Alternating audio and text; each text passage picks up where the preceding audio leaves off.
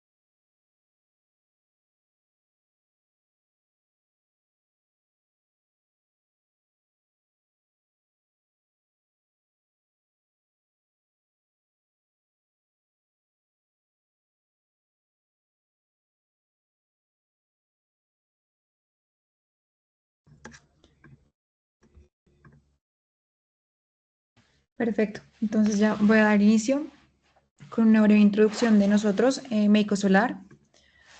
Nosotros somos un distribuidor de equipos solares, nos encargamos de energizar la revolución solar en más de 20 países de Latinoamérica y el Caribe. Estamos dedicados a proporcionar soluciones que sean siempre innovadoras y sostenibles para poder contribuir con el crecimiento de la energía renovable dentro de la región. Tenemos más de 1.200 instaladores solares como clientes, 800 referencias disponibles y tenemos bodegas en más de 10 países en zonas como Florida, Caribe y Latinoamérica. Aquí pueden ver un poco más dónde están nuestras bodegas. Nosotros venimos de Grupo Meico, es una compañía que está dedicada a la distribución mayorista. Fuimos fundados en 1922, contamos con más de 900 empleados, tenemos más de 40.000 clientes B2B, más de 10.300 referencias y hay 7 divisiones comerciales donde Solar es una de estas. ¿Por qué deberían de trabajar con nosotros? Contamos con toda la logística a la medida, los productos esenciales para su instalación, paneles, baterías, inversores, racking, microinversores, cables y accesorios.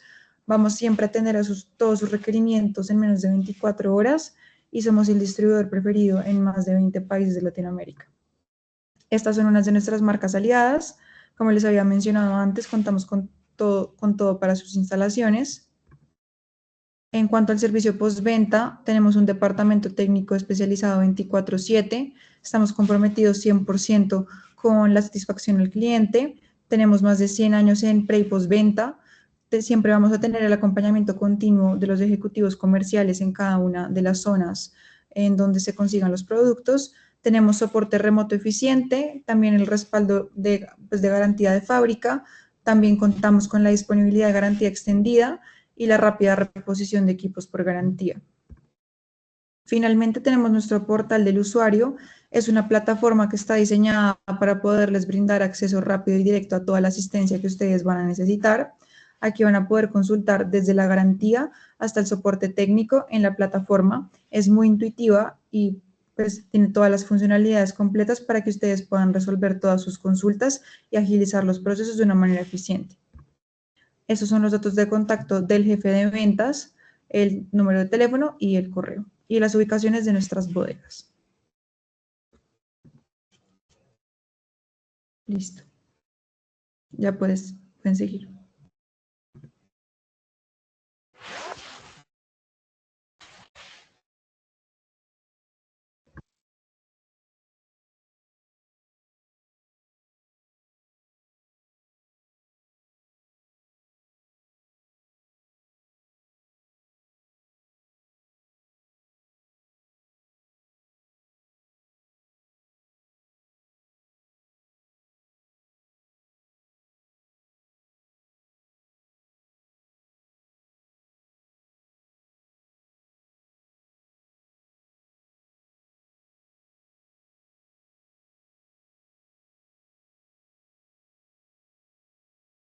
Bueno, hola, muy buenos días para todos. Me presento muy brevemente para los que no me conocen. Mi nombre es Gustavo Lenis, yo soy el director ejecutivo de la empresa PowerTech Solar. Somos miembros de la Asociación Colombiana de Energía Solar, ACOSOL, desde sus inicios y yo personalmente pues hago parte, digamos, del consejo técnico de esta asociación.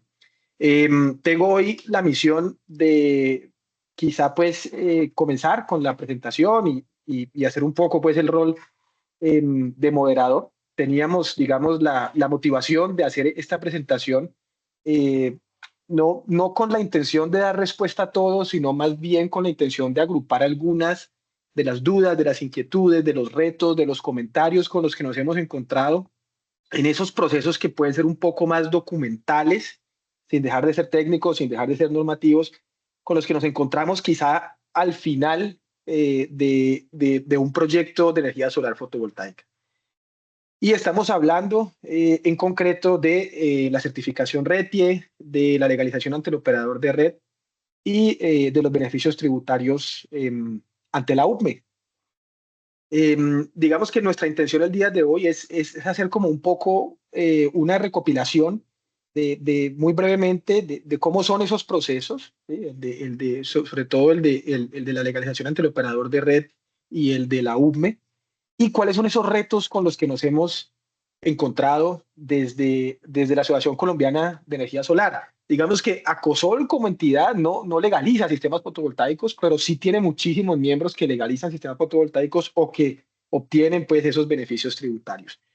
Entonces, la idea es comenzar con dar pues un breve marco regulatorio, teórico, normativo, como lo quiera uno llamar, para la obtención de esos beneficios tributarios. Después hablamos de la legalización ante el operador de red, sin olvidar nunca, obviamente, el tema pues, del RETI.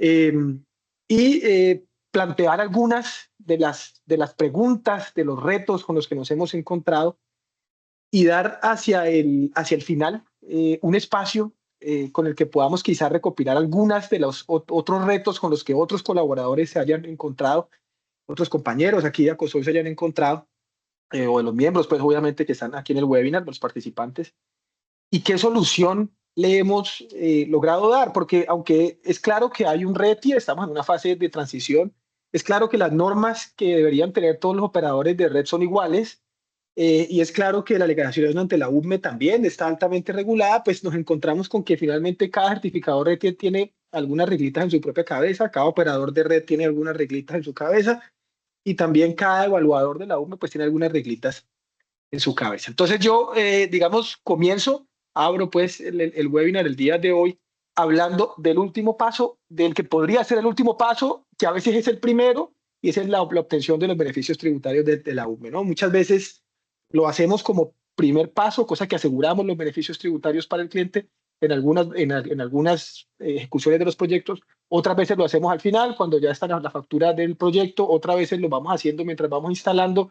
¿Sí? El momento en el que se obtienen esos beneficios pues puede variar según la empresa, según como cada quien maneje pues sus procesos al interior de la organización, pero sea como sea, es una parte, digamos, fundamental. Entonces, comienzo por compartir pantalla y le agradecería muchísimo a Laura si me puede confirmar si estamos efectivamente viendo mi pantalla. Y Sí, perfecto. perfecto, listo. Y arranco entonces a hablar. Nos hemos dado cuenta que los beneficios tributarios de la UME pues son un motor comercial fundamental a la hora de vender un proyecto de energía solar fotovoltaica, sobre todo en el ambiente empresarial. ¿Por qué? Pues porque todas las empresas, personas jurídicas, están obligados a declarar renta ante la DIAN. Hoy en día también muchísimas personas naturales, es más, la gran mayoría de las personas naturales que estén interesadas en un sistema fotovoltaico posiblemente también están obligados a declarar renta ante la DIAN. Y nos encontramos todo el tiempo con clientes, aquí pues ya hablo desde la experiencia con clientes que le echan a uno el típico cuento de no, es que el año pasado me tocó pagarle tanto a la DIAN y son berracos, esa plata se la roban y todos esos cuentos pues que echa la gente. Entonces uno dice, no, venga, vamos esos beneficios tributarios en vez de entregárselos al gobierno, pues librémoslos utilizando este mecanismo pues de incentivos tributarios. Y obviamente al cliente le suena muy chévere. Ese es el mismo cuento que hoy en día le echan a uno cuando va a comprar un carro eléctrico. No, es que la mitad del carro te va a salir gratis. Bueno, y uno, digamos, como desarrollador del proyecto, uno dice, bueno, listo, ya me metí en esta vaca loca, entre comillas, de obtener esos beneficios tributarios. ¿Qué debo hacer al respecto? Y empieza uno a buscar en Google rápidamente incentivos tributarios, UME, y se encuentra uno con este flyer, pues, con este elemento visual que le cuenta a uno cuáles son esos beneficios tributarios, quién puede acceder a ellos y qué se debe hacer para acceder. Entonces uno dice, bueno, hay unos beneficios tributarios, ahorita los miramos otra vez en detalle, pero supuestamente esto es muy sencillo de obtener y que 3 pasos, entonces que uno hay que llenar unos formaticos y eso, y hasta hay unas ayudas para uno llenarlo. Y dice, no, pues fácil, los formatos serán de llenar allí el nombre y poner cuántos paneles y ya con eso salimos y no hay ningún problema. Quizá esa idea es la que venía cumpliéndose hasta el año pasado. La UME era relativamente flexible en la forma como aprobaban esos beneficios tributarios. Estoy hablando de los años posteriores a la pandemia. Los años anteriores a la pandemia era muy difícil obtener esos beneficios tributarios porque pues, la UME era mucho más cerrada, no había realmente cómo. Después de la pandemia mejoró considerablemente y a partir del año pasado ya la UME empezó a apretar de una manera muchísimo más grande. Los que hayamos certificado o obtenido beneficios tributarios en los últimos 6 meses, 8 meses, quizá 12 meses, lo sabemos que se ha puesto el proceso cada vez más difícil, cada vez más complejo. Entonces, inicialmente uno encuentra este flyer y uno dice, bueno, listo, no, parece sencillo, arranquemos a ver. Entonces, sabemos que la ley 1715 fue la que introdujo precisamente esos beneficios tributarios en el marco de la integración de las energías renovables no convencionales al sistema energético nacional. Y que esa ley 1715 contiene esos primeros beneficios tributarios de una forma muy parecida a lo que hoy en día los vemos, pero algunos decretos posteriores, entre eso el 1955-2019, ese fue el famoso Plan Nacional de Desarrollo del gobierno anterior, gobierno Duque, quizá algunos lo recuerdan, junto con otros decretos por ahí que aparecieron durante los años de la pandemia y después, y se fueron como ajustando finalmente esos beneficios tributarios a lo que tenemos hoy en día. Y hay 4 beneficios tributarios, digamos, claros que se cumplen, pero de esos 4, quizá hay 3 a los que una persona jurídica, una empresa, puede acceder de manera directa y clara, y es uno de ellos, el más interesante, menos mal, al que una persona natural que declara renta también podría acceder. Entonces, miremoslo muy rápidamente. Tenemos la deducción especial del impuesto de renta. ¿Qué significa eso? Que el 50% del valor del proyecto lo puedo deducir de mi renta líquida. Recordemos que la renta líquida no es el valor que le pago a la DIAN, sino el valor sobre el cual se calcula el impuesto que le voy a pagar a la DIAN. Es decir, cuando yo hago mi declaración de renta y listo todos mis ingresos y todos mis egresos, cruzo eso, eso me dio un valor 100 millones de pesos, por dar un número rápido y entero, a eso lo multiplico por el 35% y eso es lo que le voy a pagar a la DIAN, 35 millones. Lo que yo puedo restar es el 50% del valor del proyecto sobre los 100 millones de renta líquida, no sobre los 35 que le pagaría la DIAN, sino sobre los 100 millones de renta líquida. Listo. Y eso lo puedo hacer por 15 años, lo puedo hacer el primer año, el segundo, el quinto, el décimo, puedo hacer un pedazo el primero, un pedazo el quinto, un pedazo el décimo, no pasa nada, tengo 15 años para hacerlo al ritmo que más me convenga. Si este año, por ejemplo, de pronto no nos fue bien en la empresa, no generamos pues utilidad y no vamos a pagar impuestos de renta, pues lo dejo para el siguiente año que sí nos vaya mejor o al año que sí. Listo.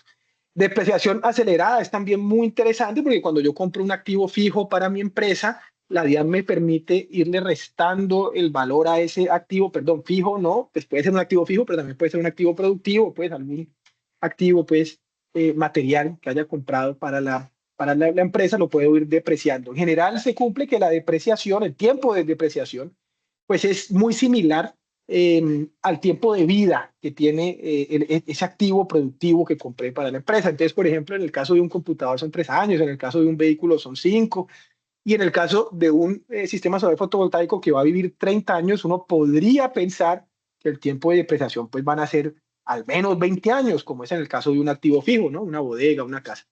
Pero aquí viene la ley y dice, no, venga, usted puede depreciar sistema fotovoltaico en tan solo 3 años.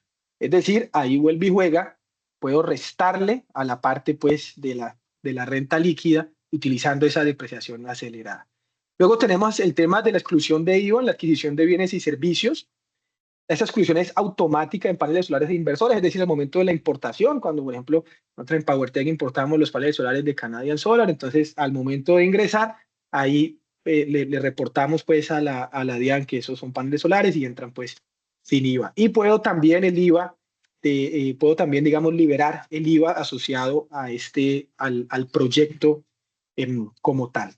Y la exclusión del gravamen arancelario es que también estos equipos principales, paneles e inversores, entran libres de aranceles. Eso es algo que definitivamente ve sobre todo el importador.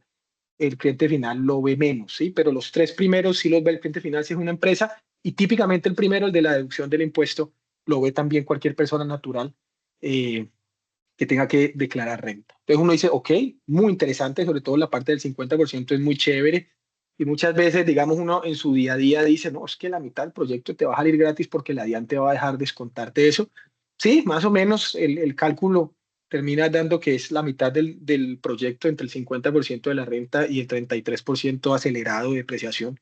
Termina siendo incluso un poquitico más del 50%. Bueno, entonces nos dirigimos ahora sí a hacer ese proceso a nombre del cliente de la obtención de beneficios tributarios y comenzamos pues por ingresar a ese sistema único de usuarios que tiene la UME, SSU.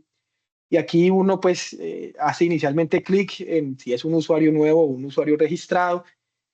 La recomendación, digamos, por experiencia, es que siempre creemos un usuario nuevo para cada proyecto o para cada cliente que tengamos. Si un cliente va a desarrollar 2 proyectos, entonces dentro del mismo usuario, pero no que utilicemos el usuario propio de la empresa desarrolladora del proyecto, sino que más bien le creemos al usuario final su propio plataforma, su propio usuario al interior de la UBME. Eso porque en la UBME quien realmente está haciendo el proceso es quien va a obtener los beneficios tributarios. Nosotros obviamente apoyamos al cliente final y montamos todo y hacemos pues todo el proceso, pero realmente técnicamente el que lo está haciendo como tal es el usuario final. Entonces, bueno, uno crea un usuario nuevo para un proyecto nuevo, entra pues con el usuario y la contraseña y se encuentra con una plataforma inicial en donde hay que, primero que todo, cargarle la información del cliente. El único primer retico con el que nos encontramos aquí es el hecho de que si es una empresa hay que suministrar ese documento de la Cámara de Comercio que no puede ser superior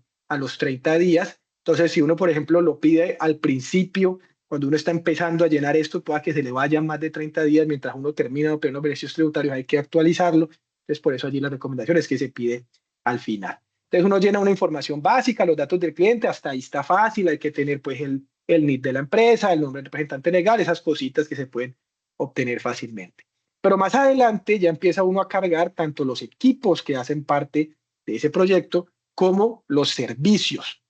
Entonces, por ejemplo, yo tomo aquí un pantallazo de uno de nuestros clientes en donde yo cargué aquí el tema de los paneles solares. En este caso, ejemplo, pues eran 10 unidades de un panel solar Canadian Solar, ¿sí? Con una modelo y referencia, como aparece aquí, y un cumplimiento en las normas técnicas. Ahí nos vamos a encontrar con el primer gran reto, y es que la UPME quiere que le entreguemos tanto una ficha técnica de ese equipo que estamos cargando ahí, como un certificado nacional o internacional de que efectivamente ese equipo que le estoy cargando y que le estoy mostrando en ficha técnica también cumple con unas normas. Entonces, veamos, por ejemplo, que aquí nosotros hemos sido muy precisos en listar la referencia tal cual exactamente como aparece en la ficha técnica y como aparece en el certificado. Si me equivoco por una letra, o por ejemplo estas últimas dos letras AG, las dejé por fuera, o puse solamente C7, CS7N, la UME me va a castigar y me va a dar pues una primera campanazo diciéndome, ojo, me estás pasando mal, la referencia, esa no es la que aparece en la ficha técnica y no es la que aparece en el certificado. Si la referencia de la ficha técnica no es exactamente igual, y con exactamente igual nos referimos a números, letras, guiones, espacios, el que aparece en el certificado, la UME me terminará dando el segundo campanazo. Veamos que la marca pusimos Canadian Solar, pero el fabricante pusimos Canadian Solar Incorporated, incorporado, INC. Ya nos ha pasado también que si yo en fabricante pongo solo Canadian, ¿sí? La UME me va a castigar. Entonces, o si pongo solo Canadian Solar, la UME me va a decir, ojo, ese no es el fabricante. Y si cometo dos veces el mismo error, chao, pierdo la opción de obtener los beneficios tributarios para esos paneles solares. Entonces, hay que ser extremadamente cuidadoso a la hora de uno cargar la ficha técnica, cargar el certificado y poner aquí la referencia, ¿sí? El proveedor, por ejemplo, pues somos nosotros mismos. Entonces, pues ahí debe haber al menos una cotización por parte de ese proveedor que muestre pues que los valores a los que estoy asociando estos paneles efectivamente, sí, los valores en dinero, sí corresponden. Veamos qué pasa cuando cometo precisamente esos errores. Aquí tenemos una respuesta de la UME en la que a un midclamp, recordemos el midclamp es esa pieza que agarra la estructura, dos paneles que están vecinos, ¿sí? Los agarra a los dos, es una pieza obvia en la utilización, en el desarrollo de un proyecto de energía solar fotovoltaica, es una pieza que, digamos, para mí no tiene discusión, que hace parte del proyecto y que debería también hacer parte de los beneficios tributarios, pero aquí me entra la UME a decir, vea, esa ficha técnica de GUMAX, la estructura que nosotros importamos y distribuimos, pues no está la ficha técnica, no se ve exactamente igual la referencia a lo que aparece en el certificado CE de la Unión Europea. Entonces nos encontramos con que la ficha técnica quizá tenía una letra, una letrica, un guión, una cosita que no era exactamente igual a lo que aparecía en el certificado. Entonces ahí le toca a uno volver al fabricante y decirle, ojo, mira que el certificado no dice exactamente igual lo mismo que vos tenés acá. Si yo, por ejemplo, lo listé como Midclamp GMMC, pero en la ficha técnica aparecen más letras, aparecen más números, nada, se cae. Igual con un enclamp, esa es la piecita que está al final pues, de los paneles y aprieta un solo panel en el borde. Vuelve y juega lo mismo. Si yo escribí enclamp GMS y eso no aparece en el certificado, no aparece en la ficha técnica, aparecen otras letras, no me lo valen. De la misma manera, veamos, por ejemplo, en este ejemplo, el cable. Uno diría un cable vehículo 10, AWG. Sí, en este caso es incluso un cable del fabricante Centelsa, si no estoy mal, cobre estañado. Algo súper estándar. Uno diría un cable no tiene discusión en un proyecto solar fotovoltaico. Eso no hay por dónde la UME me lo vaya a rechazar. Pero vuelve y juega. El certificado que me ha entregado Nexans, Centelsa, pues de pronto no coincidió exactamente con la ficha técnica y me dicen chao. O la forma como yo lo listé, ¿sí? Como yo lo listé no coincide con la ficha técnica del certificado, la UME me dice chao. Muy similar pasa con la parte de los servicios. Recordemos que en un proyecto siempre tenemos los equipos, paneles, inversores, estructura, cableado y los servicios, ¿sí? Servicio de instalación y puesta en operación, el diseño de ingeniería, asesoría y consultoría y el certificado RETIE. Ahí también vuelve y juega. Si yo, por ejemplo, describí ese servicio de instalación, que es obvio porque los paneles no se instalan solos, pues como por arte de magia, sino que hay efectivamente una cuadrilla que va y los monta, los conecta, los atornilla. Pero yo hice una mala descripción. o utilicé el documento errado, vuelve y juega la DIAN, perdón, la UME me lo puede rechazar y me tumba todo ese rubro que termina siendo un valor importante. ¿Qué podría pasar? Veamos, por ejemplo, instalación, montaje y puesta en operación.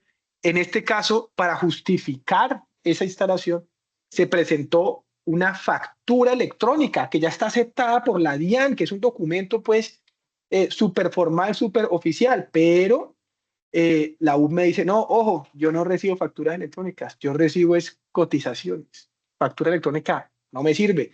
Necesito una cotización y la necesito con un nivel de detalle tan específico que yo pueda de verdad relacionar, ver qué servicios hacen parte de esa instalación y cómo lo estoy cumpliendo.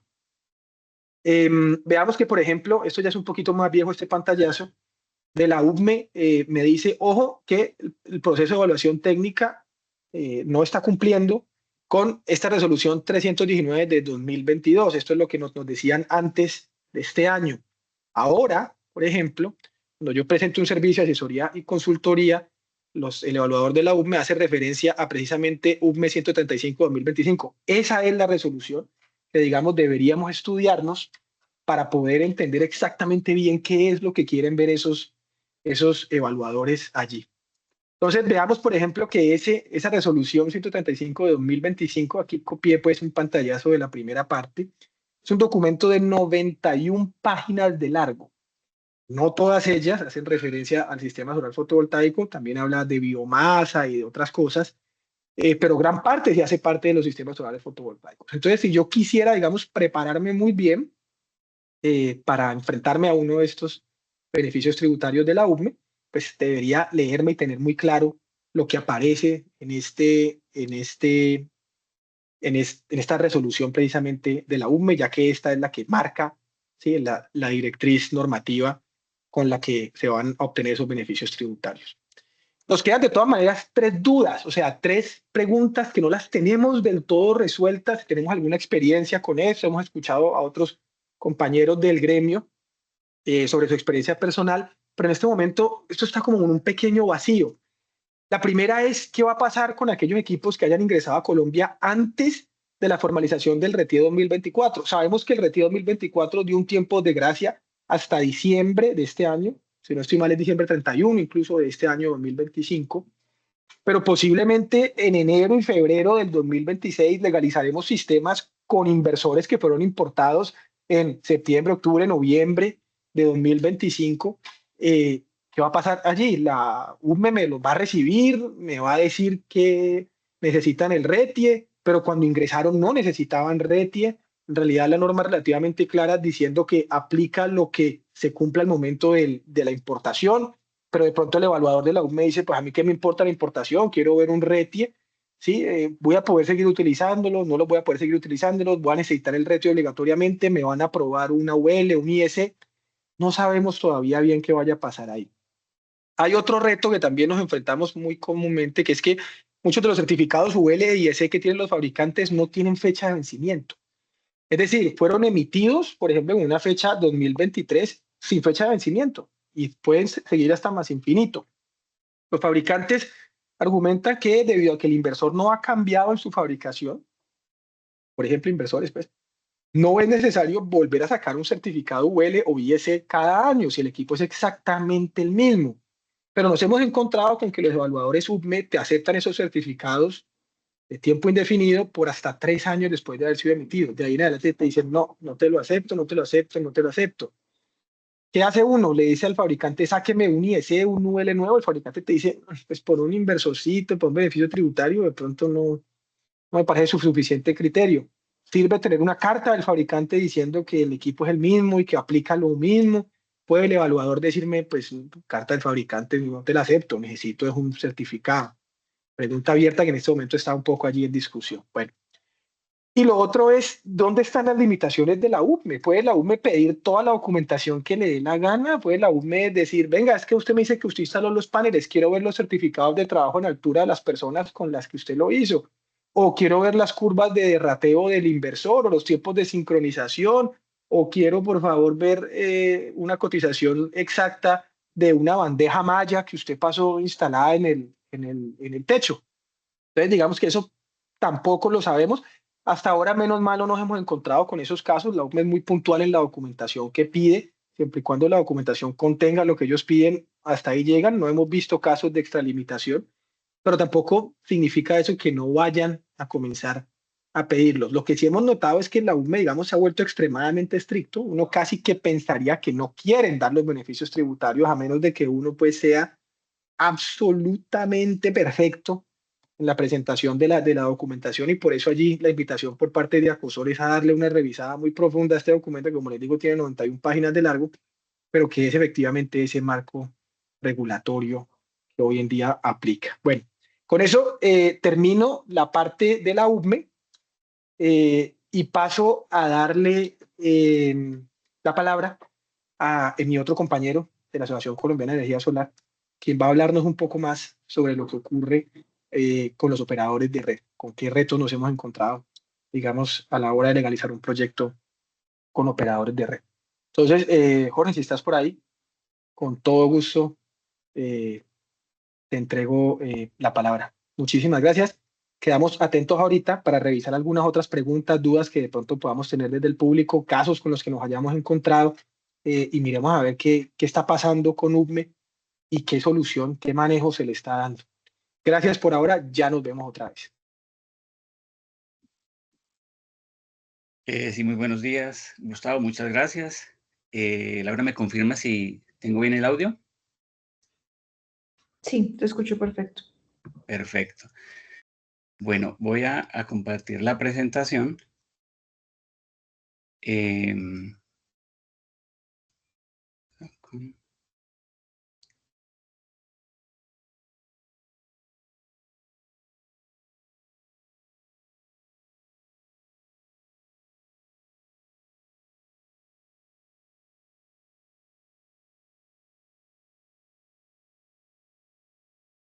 Ahí ya creo que está visualizándose. Bueno, mucho gusto. Mi nombre es Jorge Mejía, de la empresa Enersolax, y hago parte del Consejo Normativo de Acosol. Como comentaba el ingeniero Gustavo, pues dentro de la asociación se han conformado unos consejos en los cuales buscamos mediante, digamos, como objetivo de la asociación, buscar los mecanismos con los cuales nosotros podamos estar presentes en todos los cambios regulatorios, normativos, que tengan que ver con la implementación de sistemas solares en Colombia. Entonces, en ese sentido, pues desde la conformación de los consejos, pues hemos venido trabajando en estudiar los impactos que puedan tener los diferentes cambios regulatorios, pues así como la CRE 174. En su momento se ha planteado pues que hay que hacer algunas modificaciones a esa resolución. Hemos participado constantemente pues en todos los espacios que el ministerio abre para ello, así como participando en los diferentes proyectos de resolución que tengan impacto pues sobre la integración de la energía solar en Colombia. En este caso particular vamos a tratar concretamente el marco regulatorio de la CREC 174, ¿sí? Pero lo vamos a mirar desde el aspecto, digamos, de lo que tiene que ver con los procesos de legalización del sistema, ¿cierto? Porque la 174 pues toca otros aspectos como por ejemplo la comercialización de energía, ¿cierto? Entonces nos vamos a enfocar en el aspecto de los criterios que debemos seguir para la presentación ante el operador de red de nuestro sistema, ¿cierto? Para legalización. Estos aspectos operativos y comerciales están regidos por la CREC 174 y aplica para los diferentes proyectos que nosotros podamos presentar, que son autogenerados a pequeña escala, los AGPE, ¿sí? Que están denominados con capacidad instalada. Eso quiere decir capacidad nominal máxima de todos los inversores que tengamos en el sistema, menor o igual a 1 megavatio, ¿sí? Autogenerados a gran escala, AGGE, En este regula aspectos de procedimientos de conexión. Y la 174 va hasta sistemas de autogeneración menores a 5 megavatios. Y también toca el tema de los generadores distribuidos, ¿sí? Que son plantas con capacidad instalada nominal menor a 1 megavatio. ¿Sí? Entonces, en este aspecto es importante ver que como tiene que ser menor a 1 megavatio, pues las plantas solares deben ir hasta 999 kilovatios para tener en cuenta cuando se estén haciendo las inscripciones de los sistemas, ¿cierto? Que debe quedar muy claro cuál es la capacidad del sistema. Las condiciones para conectarse como AGP, generador distribuido o AGE, es que en este momento cualquier usuario que esté conectado en este momento en el sistema interconectado, ¿sí? Tiene la capacidad o la posibilidad de convertirse en un autogenerador a pequeña escala, ¿sí? O un autogenerador a gran escala, ¿sí? Y también tengo la posibilidad de plantear un proyecto de generación ya como una empresa pues de generación de servicios públicos, ¿cierto? Puedo hacer con ciertos requisitos presentarlo también. Hay unos usuarios, y esto pues nos hemos encontrado digamos, en comentarios, porque nosotros tenemos pues dentro de la asociación unos chats donde a veces nos consultan todos los que estamos en la asociación. Se da el caso porque antes de entrar en vigencia la 038, 2014, existían fronteras embebidas, ¿cierto? Entonces, los usuarios que están en fronteras embebidas también pueden participar y convertirse en AGP con unas características, ¿cierto? Entonces, la característica es que si se requiere entregar excedentes, se debe modificar la instalación para que el punto de conexión no inyecte los excedentes en la frontera embebida. Eso pues es una condición, ¿cierto? Pero si yo no quiero hacer, o sea, si se me dificulta plantear al usuario o al cliente que debe cambiar su instalación para los excedentes, para poder entregar excedentes, lo que tiene que hacer es simplemente inyectarlos ahí donde está en el punto de conexión, pero requiere hacer un sistema donde no entregue excedentes, sino solamente sea de autoconsumo, pero sí se puede hacer, ¿sí? Eso pues es un aspecto que quería pues como comentarles. Dentro de los pasos de acuerdo a la resolución 174, para legalizar un sistema o escribirlo y legalizarlo, ¿cierto? Lo primero que debemos hacer es, todos los operadores de red tienen esos portales como las características de su red, de su sistema de distribución local, ¿cierto? Entonces nosotros necesitamos primero verificar la disponibilidad en el aplicativo que tiene cada operador de red, ¿sí? Eso nos da unos semáforos donde nos indica, por ejemplo, que la sumatoria de potencia máxima declarada de todos los generadores distribuidos y los AGP que entregan energía en la red o en ese punto de conexión de nivel 1, ¿cierto? Deben ser igual o menor al 50% de la capacidad nominal del circuito, ¿sí? Digamos que si se cumple esta condición, entonces ya simplemente se hace el proceso de realizar el formato y ya el operador de red revisaría, ¿cierto?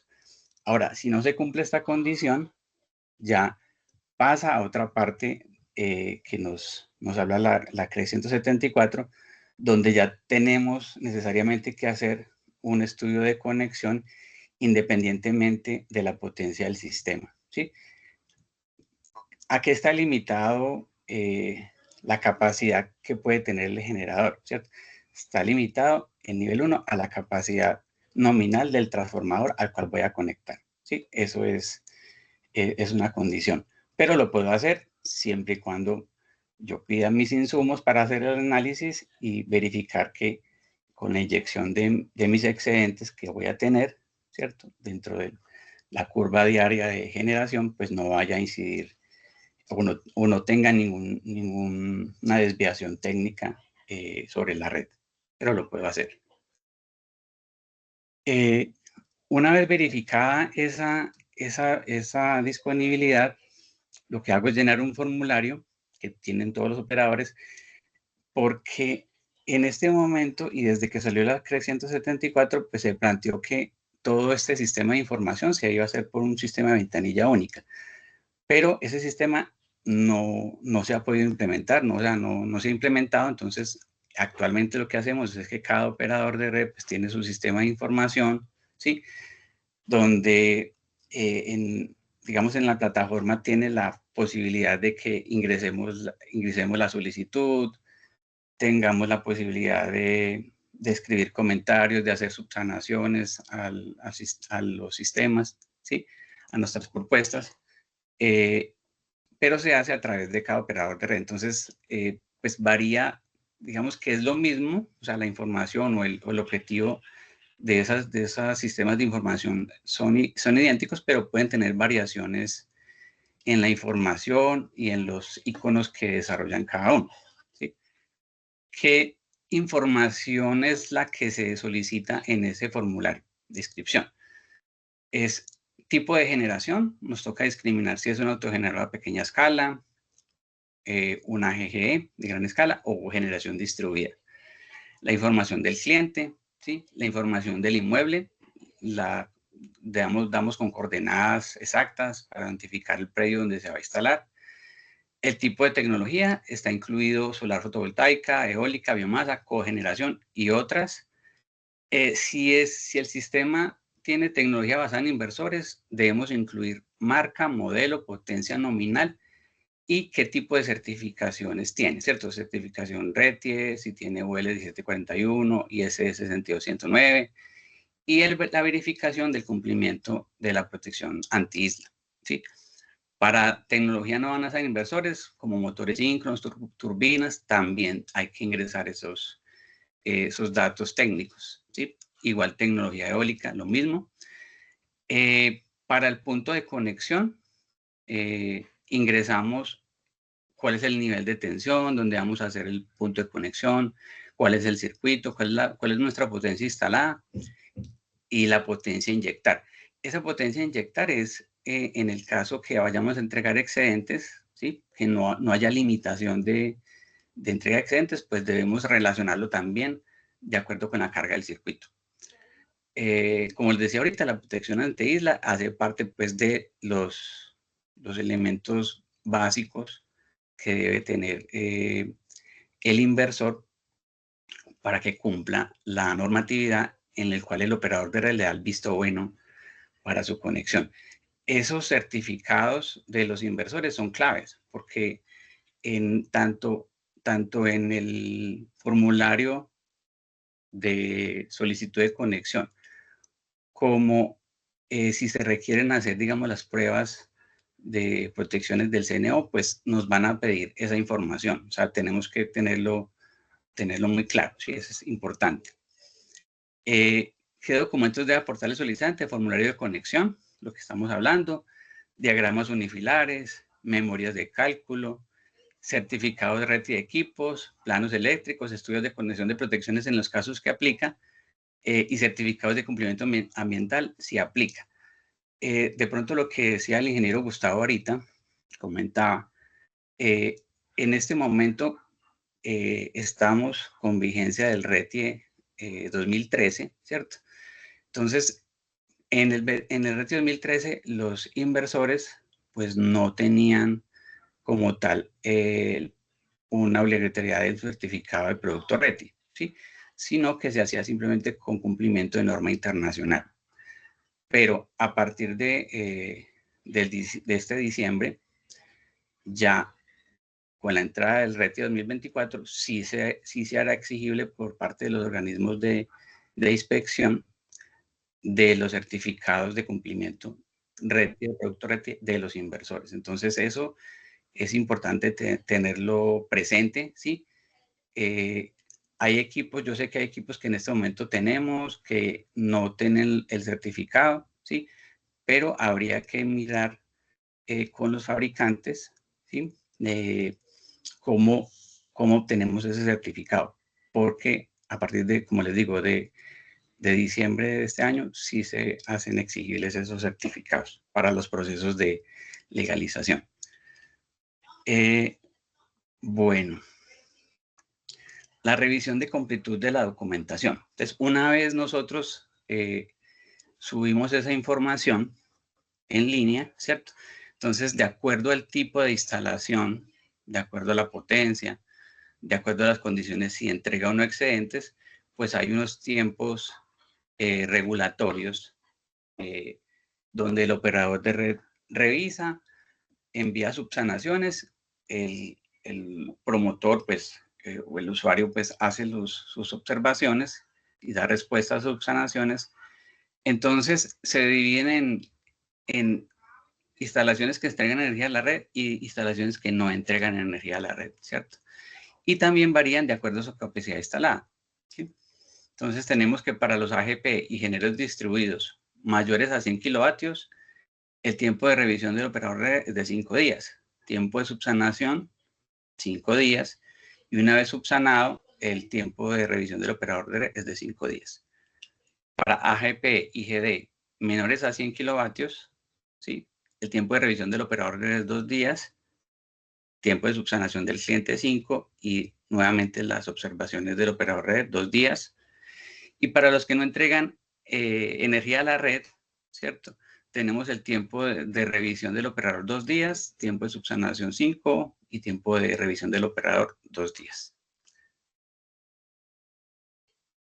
De acuerdo a esa verificación técnica de documentación, o sea, cuando se entrega esa información, pues el operador de red lo que hace es que mira si inicialmente no revisa a fondo la información, ¿cierto? No revisa si cumple técnicamente, sino que revisa que todos los ítems de los cuales tenía que enviar información, pues estén completos, o sea, haya cumplido con cada uno de ellos, y entonces ya pasaría a hacer la revisión de la información alrededor de eso, ¿sí?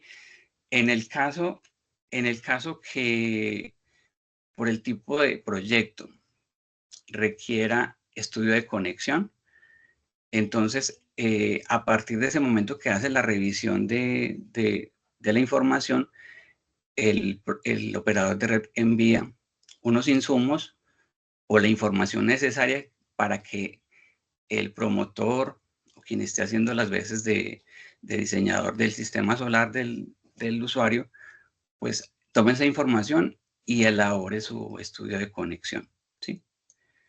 Ese estudio de conexión, una vez sea presentado al operador de red, él tiene un tiempo de 20 días hábiles para hacer las revisiones, y en el caso de que digamos, la información que envía el operador de red sea incompleta o se requiera mayor información, también se puede hacer una solicitud al operador para, digamos, completar esa información necesaria, ¿sí? Entonces, eso también entra dentro de los tiempos regulatorios que tenemos acá.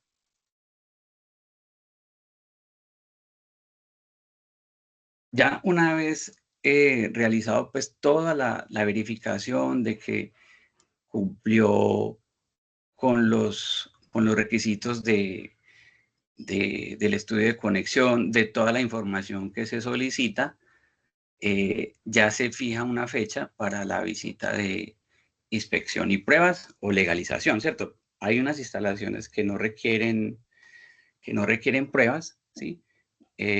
Las que son menores de 10 kilovatios, incluso hasta 100 kilovatios, pues simplemente lo que el operador de red solicita es que hace una verificación visual, ¿sí?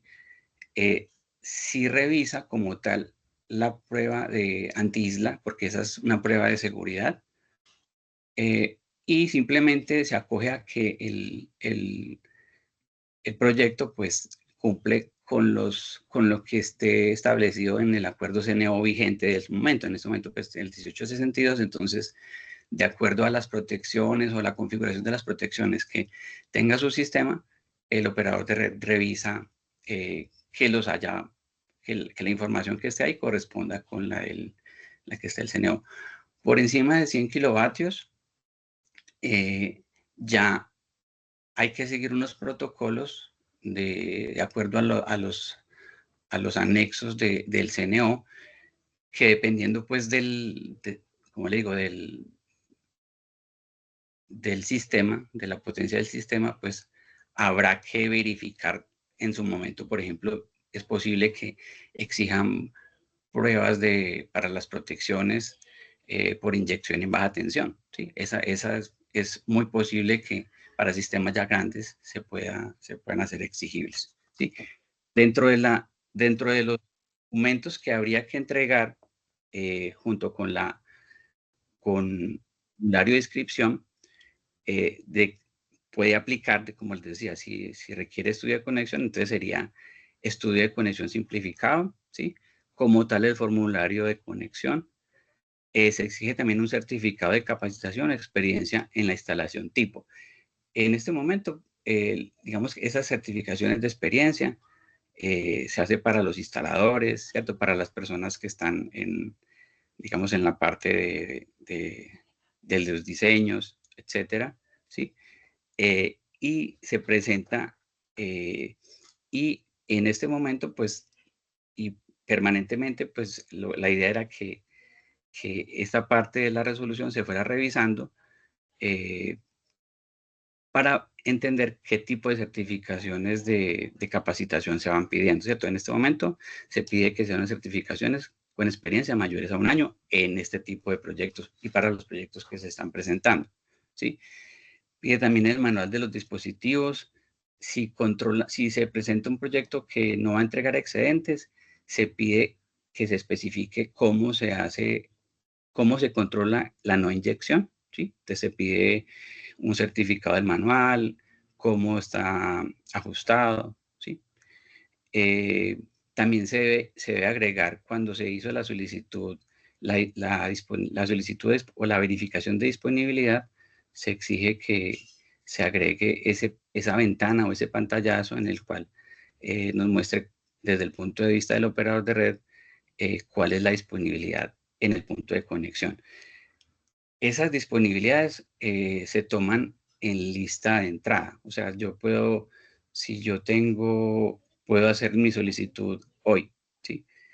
Y me dan respuesta, o sea, yo miro en el sistema que tengo cierta disponibilidad y yo hago la solicitud, ya tengo, digamos, asignada esa solicitud. Pero si yo dejo vencer esa solicitud, muy probablemente vuelvo y consulto y puede que ya esa disponibilidad que había ya no la hay. Entonces hay que estar muy pendientes de eso, ¿sí?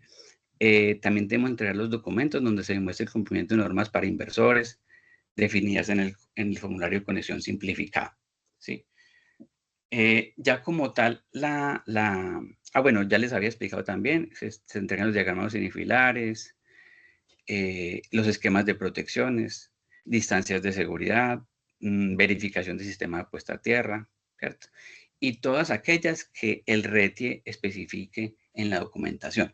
Con respecto a eso, sí va a haber un cambio porque en el RETIE 2013, digamos, lo que había para sistemas solares era algo muy básico, ¿sí? Con respecto a los requisitos. Ya cuando vaya a entrar el 2024, es muy posible que se amplíe esos requisitos para verificar respecto del cumplimiento RETIE de una instalación de generación, ¿sí? Eso hay que tenerlo en cuenta. Incluso los organismos de inspección pues van a estar en el proceso de inspección, pues van a verificar también eso, ¿sí? Van a verificar que el inversor cumpla con todas las condiciones de producto que están en el RETIE. Bueno, y ya en el proceso de la visita de conexión, ¿cierto? La visita pues no tiene costo, la primera visita. Si hay observaciones con respecto o diferencias con respecto a la información que se entregó, pues el operador de red debe detallar cuál es el inconveniente, ¿cierto? Y programar visita adicional. después de haber hecho la solicitud de conexión, el operador de red tendría 5 días hábiles para presentar en el sitio para realizar la energización, ¿sí? En el caso de proyectos ya más grandes que requieran impacto sobre el sistema de distribución local, digamos que el tiempo que tiene la fecha de visita de legalización, pues es que no se extienda más allá de la fecha que se había asignado de disponibilidad, ¿sí? Eso pues es como los aspectos importantes a tener en cuenta. Y como les decía ahorita, es importante ver que como no hay una ventanilla única, sino que cada operador de red tiene su propia, pues, su propio manual, sus propias condiciones, pues es revisar cada uno de ellos y cumplir con todo lo que ellos requieren. Otra parte importante dentro de estos procesos de legalización es que a pesar de que la CREC 164 establece cuáles son los procedimientos, ¿sí? Hay un requisito que tiene el operador de red, es que él es el garante de las condiciones técnicas del sistema, ¿cierto? Entonces, posiblemente, si el operador de red, mirando los estudios de conexión, detecta que puede haber o requiere alguna información adicional o un estudio adicional, digamos, no está en la CRE 174, pero sí está dentro de los alcances, ¿cierto? Que son temas ahí que no se alcanzan a ver en la 174, pero sí dentro de las funciones que la CREC le ha dado al operador de red, ¿cierto? Entonces, pues la idea es como mirar esos temas, ¿sí? Y dentro de lo posible, pues tratar de dar solución. Incluso, por ejemplo, en la 174, pues para el caso de como los AGP a su vez son generadores, pues ellos deberían, o uno debe presentar con el proyecto, cuáles van a ser las estrategias para regular la tensión en el punto de conexión, ¿sí? Esto, digamos que puede ser algo que el operador de red también pueda entrar a preguntar si el equipo puede hacerlo, ¿sí? Y de alguna forma buscar participar en ese programa, ¿sí? Cada operador de red tiene como sus bases para evaluar o presentar pues como un modelo de cómo el sistema podría participar y mejorar la estabilidad de la red. Entonces eso es como también para tenerlo en cuenta. Bueno, yo dejo ahí, muchísimas gracias, dejo ahí pues como la presentación, y pues si hay adicional dudas, pues más bien más adelante miramos. Muchísimas gracias.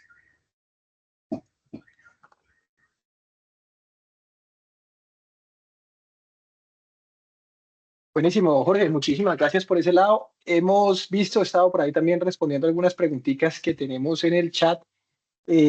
Quizá tengamos, ya son las 12, pues ya se nos cumplió el tiempo, pero quizá tengamos espacio para hacer una o dos preguntas, no sé, digamos cómo lo vea Laura, que de pronto quizás las podamos discutir aquí de manera abierta. Vi, por ejemplo, en el chat una pregunta que ahorita nos hacía Harold Andrés Restrepo. Me gustaría leerla o que incluso el propio Harold, si pudiera, no sé si podemos darle, Laura, la opción al propio Harold de que la formule él de manera pues verbal. Pero él dice que ha tenido una serie de retos con Afinia. Sabemos pues que los operadores de red en la costa pues son a veces algunos de los que más retos presentan. Y que Afinia, por ejemplo, a la hora de legalizar el proyecto le dice, según nuestra base de datos, leo textualmente lo que está aquí en el chat, según nuestra base de datos, el cliente registra una capacidad instalada de consumo inferior a la del proyecto de generación AGPE. Es importante recordar que las características de la acometida, como el número de fases, el calibre y el tipo de medida, son diseñadas e instaladas con base en dicha capacidad de consumo. Ellos, pues comenta aquí Harold, que típicamente tienen en sus bases de datos que una vivienda puede consumir 2, 3, 4 kWh por día, y que si uno va a instalar un sistema fotovoltaico de mayor potencia, pues es posible que Afinia diga, no, eso está muy grande para la acometida que se ha pensado. ¿Vos qué crees, Jorge? ¿Qué se le podría decir a este compañero Harold Andrés con respecto a a esa, a esa respuesta que le da Afinia? Pues Sí, bueno, ahí hay que tener en cuenta algo y más allá de mirarlo desde el punto de vista de la resolución, ¿cierto? También lo tenemos que mirar desde el punto de vista técnico, ¿cierto? El generador como tal, podemos pensar en que en el peor de los casos, por ejemplo, nosotros podemos generar, pero no tener consumo. O sea, pasamos de ser autoconsumidores a generadores. Entonces, la acometida que va hacia el punto de conexión nos debe garantizar que esa potencia declarada y esa energía declarada que nosotros hacemos en el sistema de información, pues técnicamente tenga la capacidad de soportarme esa potencia que voy a entregar. Y no solamente en carga, sino también debo verificar que no vaya a tener problemas de regulación de tensión, ¿cierto? Entonces, esos aspectos sí es importante mirarlos, ¿sí? Si yo voy a hacer y hay que tenerlo muy claro con el cliente, ¿sí? Si uno como promotor de proyectos, veo que la instalación requiere, para poder garantizar que la energía que tenga me vaya a soportar en determinado momento, en el peor de los casos de máxima generación y mínima demanda, eh, pues debo hablarlo con el cliente, ¿cierto? Y explicarle que eso requiere pues una intervención de la red, que muy probablemente haya que hacer retie sobre esa nueva instalación, ¿cierto? Entonces es de mirarlo, o sea, tocaría mirarlo, pero sí, digamos, en ese aspecto, sí, más allá de lo que diga pues la 174 frente a eso, porque sí está, porque cuando yo presento el proyecto, pues yo debo plantear cuál es la energía o la demanda máxima del sistema. Entonces, ahí me voy a dar cuenta que sí requiero adecuar mi acometida. buenísimo, Jorge, muchísimas gracias. Creo que Harold efectivamente ratifica que la pregunta fue interpretada correctamente, o sea que por ese lado queda resuelto. Bueno, otra preguntita que veo por aquí en el chat es, buenas tardes, ¿una persona natural que tenga que declarar renta puede descontarse 50% de la inversión del sistema solar? Claro, sí lo puede hacer. Cualquier persona natural o jurídica que tenga que declarar renta, y no solo pues que la declare, sino que de verdad le quede renta por pagar, porque uno puede declarar renta y le sale en cero, eso pues puede pasar. Y en ese caso pues no habría ningún beneficio porque no hay que pagarle nada a la DIAN. Pero si yo declaro renta y tengo de verdad que pagarle algo a la DIAN, de la renta líquida puedo descontar el 50% del valor de mi proyecto. Ahora, si yo como persona natural, por ejemplo, también soy responsable de IVA, esto es un caso muchísimo más raro, o sea, uno no se encuentra mucho esto, pero si yo como persona natural soy responsable de IVA, también puedo hacer los cruces del IVA del proyecto de energía solar fotovoltaica. Lo que sí creo que no ocurre nunca, no sé, para que me esté equivocando, tampoco soy pues experto tributarista, es que una persona natural sea responsable de depreciación acelerada. Eso sí típicamente es una persona jurídica, o sea, una empresa. Entonces, esa depreciación acelerada, así como el IVA en la grandísima mayoría de los casos, aplica en la realidad solo para empresas, pero para personas naturales que tengan que pagar renta, para esas sí aplica el beneficio tributario de la parte de la renta.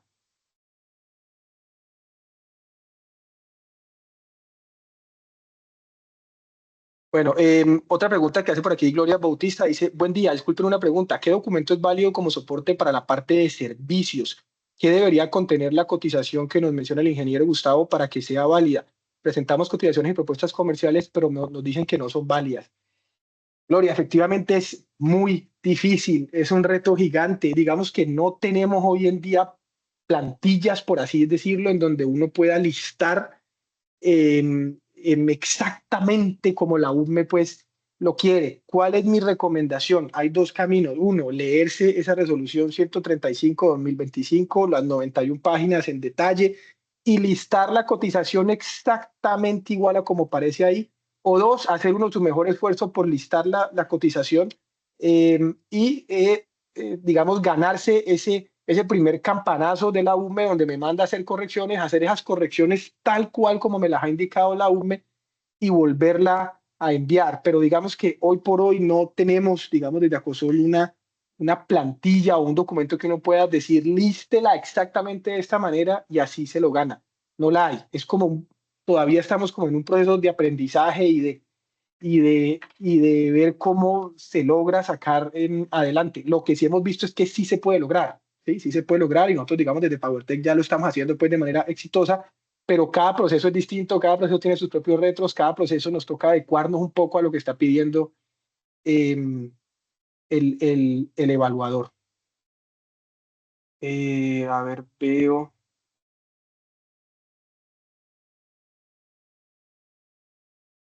Bueno, Jorge, otra consulta que nos dicen, ¿puede un técnico en fotovoltaica instalar hasta 10 kilovatios o 15, digamos 10, que es donde está ese límite marcado por ahí en el 134, sin requerir ningún tipo de firma por parte de un ingeniero, sin requerir ningún RETIE, por ejemplo, o efectivamente para cualquier sistema fotovoltaico, así sea de medio kilovatio, un panelcito con un microinversor para un panel, tengo que obtener RETIE y tengo que hacer memorias de cálculo y tengo que hacer planos y tengo que firmar todo eso pues por un ingeniero electricista? ¿Cómo la ves vos ahí, Jorge? Bueno, yo la veo así en este momento, ¿cierto? Aplicando el RETI 2013, digamos que los técnicos electricistas sí pueden hacer RETIs o pueden hacer diseños de instalaciones hasta 10 kilovatios, ¿cierto? Lo que pasa es que yo considero que la instalación solar es una instalación especial, ¿cierto? Y sí requiere de un compromiso de parte del ingeniero que conozca el tema, ¿sí? Para hacer ese diseño. O sea, no sé en el 2024 y con los cambios regulatorios que sé que se están implementando dentro del ministerio para que los técnicos eléctricos tengan una mayor participación en el mercado de la transición, ¿cierto? Pero desde mi concepto, en este momento, un sistema solar sí debe ser diseñado por un ingeniero, incluso en la revisión pues, de sus protecciones, etcétera. Gracias, Jorge. Yo lo veo igual. Los sistemas solares fotovoltaicos, y ese es como el punto de quiebre, son sistemas eléctricos especiales, ¿sí? Esa palabra especial tiene una categoría propia en el RETIE, y para el nuevo RETIE continuarán siendo sistemas especiales. Eso significa que 10 kilovatios o 15 o 5 o 1 realmente no importa, porque cualquier sistema fotovoltaico es especial y por lo tanto requiere lo que requeriría un sistema grande. Entonces, esa diferenciación de 10 kilovatios o 15 o 5 o 1 no afecta. Bueno, quizás la última pregunta antes de cerrar, que ya digamos nos pasamos un poquito de la hora. Otras preguntas podemos canalizarlas con todo gusto a través de los grupos de Acosol. Tenemos un grupo técnico, un grupo de Acosol general y las podemos mirar y revisar allí en esos grupos, pero ya como para darle cierre al webinar, esta pregunta que nos hace Brian García: ¿hasta cuánto tiempo después de implementar un proyecto se puede hacer el proceso de registrar el proyecto ante la UPME? Me parece que es una excelente pregunta, pero me parece que pues, la UPME es clara en decir, o la DIAN o la ley 1715, por así decirlo, es clara en decir que tenemos hasta 15 años para obtener esos beneficios tributarios.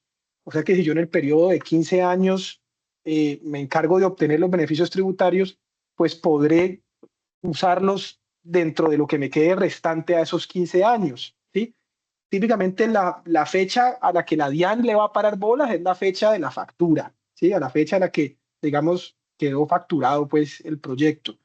Eh, y la recomendación pues obviamente siempre va a ser obtener los beneficios tributarios lo antes posible, quizá desde el primer día del proyecto ya arrancar a tramitarlos, pues desde que uno firme contrato con el cliente o se dé la mano con el cliente, lo que es arrancar a tramitarlos. Pero si yo me demoro, digamos, 3 años en sacarlos, pues me quedarán 12 años para utilizarlos, que sigue siendo un buen tiempo.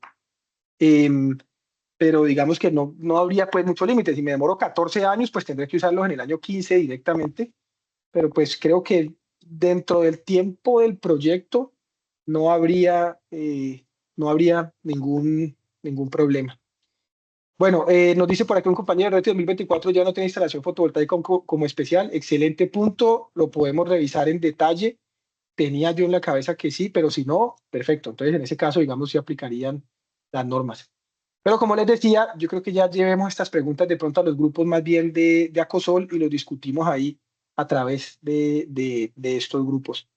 Por mi parte, cumpliendo pues con el horario, cerraría aquí el webinar. No sé, Jorge, no sé, Laura, si tengan algún comentario final, de agradecimiento, de despedida, lo que sea. Por mi parte también, muchísimas gracias a todos por estar aquí y seguimos pues en contacto. Muchas gracias a todos por conectarse. Se les va a enviar la presentación y el video va a quedar anclado al YouTube de México. También dentro del correo estará el link para que lo puedan revisar nuevamente.